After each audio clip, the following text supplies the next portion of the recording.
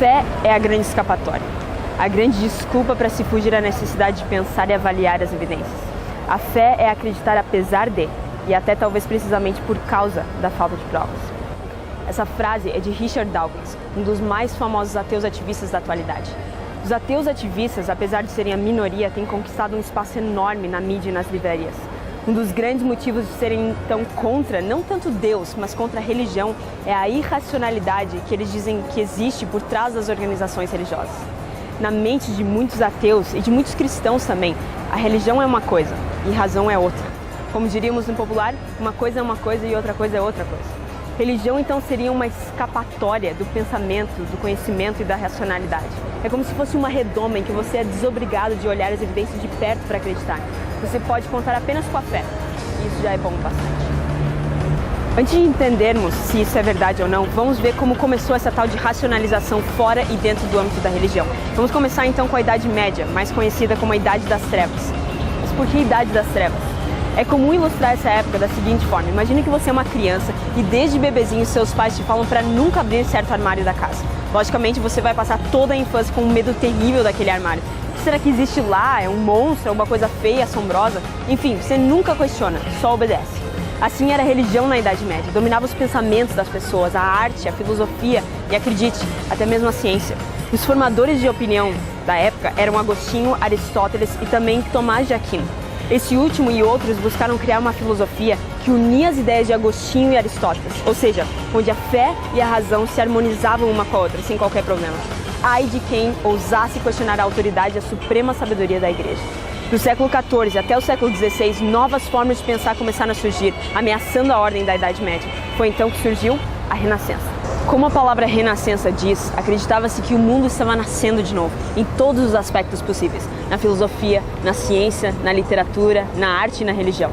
Artistas voltaram a descrever a beleza e a superioridade da forma humana em seus retratos e esculturas. A ciência passou a acreditar somente no empírico, ou seja, aquilo que se pode provar por experiências científicas. A astronomia colocou por terra as teorias a respeito dos planetas e das estrelas. A medicina passou a descobrir que as doenças não eram causadas pelo pecado ou pelo demônio, mas por agentes externos e internos no corpo humano. E na religião, a maior revolta de todos os tempos, a reforma de Lutero.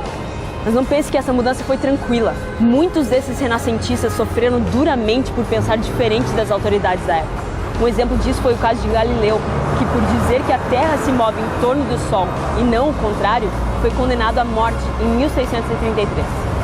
Finalmente, a França continuou o que o Renascimento tinha começado, com o Iluminismo. Foi uma época de formalismo, geometria, beleza e principalmente intelecto. E é claro, o que a França fez, a Europa copiou.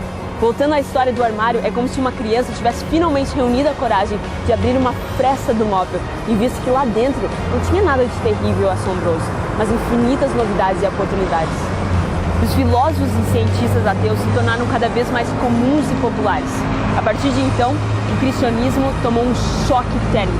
O que antes era fácil de explicar, Deus disse, agora deveria ser revisto e confrontado com evidências. A palavra fé começou a ser sinônimo de preguiça e falta de intelectualismo. Numa época em que o intelectualismo era a fonte da verdade, Thomas Paine escreveu o seguinte: a arma mais formidável contra erros de todo tipo é a razão. Nunca usei outro e confio que nunca usarei. Enquanto no século XVII era mais raro ver um ateu do que ver gelo no deserto, no século XVIII começa a aparecer o deísmo, ou seja, Deus existe, mas não se envolve com o ser humano. Assim como o ateísmo, principalmente influenciado por Voltaire, Hume e Immanuel Kant. Depois dessa reviravolta do intelecto e de praticamente tudo que existia na sociedade, a Igreja e a Bíblia receberam algumas pancadas científicas. Alguns se levantaram para defender que a fé e a razão poderiam andar de mãos dadas. Depois de Tomás de Aquino, um dos primeiros foi William Paley, que tentou mostrar evidências para a existência de Deus.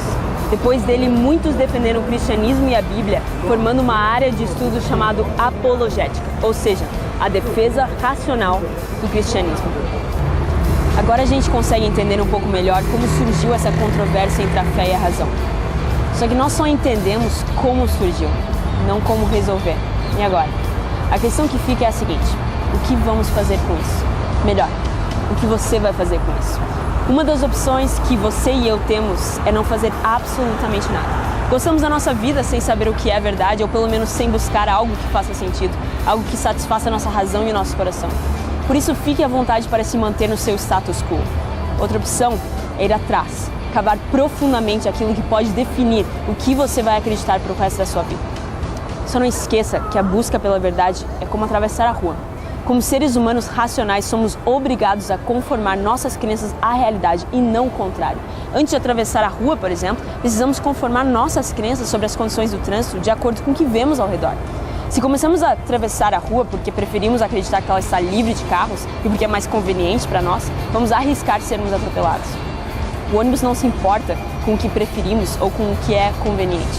É nossa responsabilidade responder aos fatos e nos conformar a eles. Para isso, precisamos investigar o nosso mundo e descobrir as verdades por trás dele. Como diria o filósofo René Descartes, é insuficiente ter uma mente boa, o mais importante é aplicá-la bem. Aqui está o desafio. Durante esses 12 estudos, faça uma viagem racional para o encontro da verdade. O mais importante de se lembrar em toda essa viagem é o seguinte: a verdade é a verdade, quer acreditemos nela ou não. A verdade não requer que a gente acredite nela para que ela seja verdade, mas com certeza ela merece ser acreditada.